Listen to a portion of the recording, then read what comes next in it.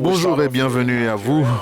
L'un des chefs musulmans et traditionnels les plus influents du Nigeria, l'émir de Kano, dit qu'il accepte son détrônement comme la volonté de Dieu.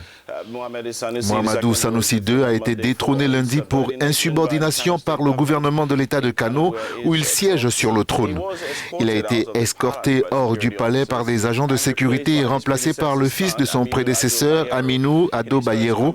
Dans ses premiers commentaires depuis sa destitution, M. Sanusi a appelé au calme et a demandé au peuple d'embrasser le nouvel émir. Aujourd'hui, on ne sait pas exactement où les agents de sécurité ont emmené M. Sanusi, mais par tradition, on s'attend à ce qu'il vive en exil hors de l'émirat pour le reste de sa vie. La révocation de ce dernier a suscité de nombreuses réactions, principalement en raison de la popularité qu'il a acquise en tant que chef de la Banque centrale du Nigeria avant de devenir émir. 57e émir de Kano depuis le Xe siècle, Sanusi Lamido Sanusi fait partie de la nouvelle génération de chefs traditionnels modernes et progressistes. Il a été gouverneur de la Banque centrale du Nigeria, vous l'avez dit Jerry. Il en avait été écarté en 2014 après avoir dénoncé des détournements de fonds massifs. Fervent critique d'un islam ultra-conservateur, il a toujours encouragé l'éducation des filles et dénoncé les abus de la polygamie. Réputé proche du président Muhammadu Buhari, l'émir n'a pourtant jamais hésité à dénoncer les politiques économiques du gouvernement. Pour information, le Nigeria compte plus de 80 millions de musulmans vivant en majorité dans le nord.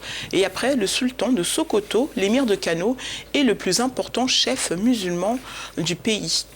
Et avec nous depuis Lagos au Nigeria, l'avocat de droit constitutionnel Monday Ubani pour répondre à quelques-unes de nos questions. Monday, bonjour. Alors, c'est la fin d'un bras de fer de longue date entre l'émir de Kano et le gouverneur Abdoulaye Gandouji. Est-ce que cette destitution est une surprise et surtout, est-elle légale ?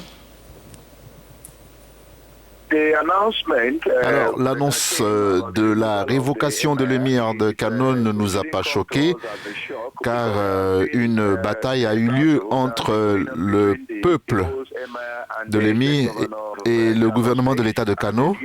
Il y a eu un revirement complet de sa révocation. Et ils auraient fait référence à une loi particulière adoptée par la Chambre d'Assemblée de l'État qui donne au gouverneur le pouvoir de prendre des mesures disciplinaires, y compris la révocation et la destitution de l'émir du trône. Il a donc agi en vertu d'une loi qui, selon eux, a été adoptée par la Chambre d'Assemblée de l'État. La destitution peut donc avoir été conforme à la loi adoptée par la Chambre d'Assemblée de l'État de Kano.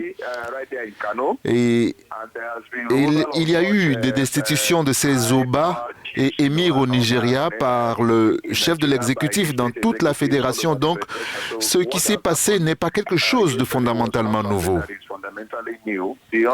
La seule chose qui est nouvelle est la question du bannissement. Je ne sais pas si cela peut résister à l'examen des dispositions de notre Constitution, notamment en ce qui concerne la question des droits fondamentaux des citoyens de la Fédération. Nous avons connu des problèmes de ce genre sous la Deuxième République où un Shukaba, considéré comme un étranger, a été expulsé du Nigeria. Dites-nous, l'émir ou ses alliés peuvent-ils faire appel de cette expulsion ? Oui, la question des droits fondamentaux de l'homme en vertu de notre loi, un tiers peut également faire valoir les droits fondamentaux de l'homme d'une personne lésée. Il est donc possible pour un tiers de le faire sur la moitié d'une personne qui a subi une sorte d'injustice en ce qui concerne la violation de ses droits humains fondamentaux. Cependant, je ne sais pas si ce qu'il disait par « il a accepté » signifie qu'il ne peut pas aller en justice pour contester ce qui lui est arrivé à cet égard. Ils ont fait plusieurs choses avant même, maintenant. Ils ont divisé l'émirat et il est allé devant les tribunaux et a obtenu un certain niveau de droit. Je serais donc très surpris qu'il ne cherche pas à obtenir un recours juridique à cet égard. S'il a accepté la destitution du trône, il sera surpris. Il sera surprenant s'il accepte la question du bannissement parce que le bannissement est une violation claire de ses droits fondamentaux à la circulation que la Constitution garantit. Il a donc le droit de choisir son lieu de séjour. Alors jusqu'à présent, les chefs traditionnels ont toujours exercé une grande influence sur la société nigériane, plus particulièrement dans le Nord. Qu'est-ce que ces récents événements signifient pour leur statut ? D'après ce que l'on voit, ces personnes qui occupent une position traditionnelle au Nigeria ne semblent plus avoir de mandat permanent du fait qu'elles sont intronisées par les gouverneurs des États qui peuvent être détrônés en vertu de la loi. Ils ne peuvent donc pas être aussi sûrs de la date à laquelle ils termineront leur mandat après avoir été intronisés par le gouvernement de l'État.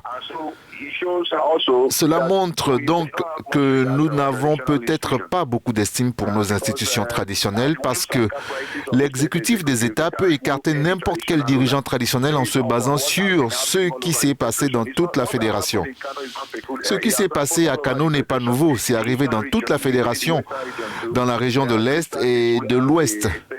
Il y a des cas où l'exécutif de l'État se réveille et destitue un chef très haut placé, titré, un Oba ou un émir, c'est exactement ce qui s'est passé avec l'émir du Kano. Nous devons donc nous asseoir en tant que nation et décider si nous voulons vraiment que nos chefs traditionnels fonctionnent ou si nous voulons les éliminer dans le cadre de la nouvelle dispense. Et si nous voulons les éliminer, nous devons le faire. Merci infiniment, Mondé Oubani, pour toutes ces précisions. Mondé Oubani, avocat de droit constitutionnel, il nous parlait depuis Lagos au Nigeria ce matin. Vous regardez le Morning Call sur Africa News. Place maintenant au Journal de l'Afrique.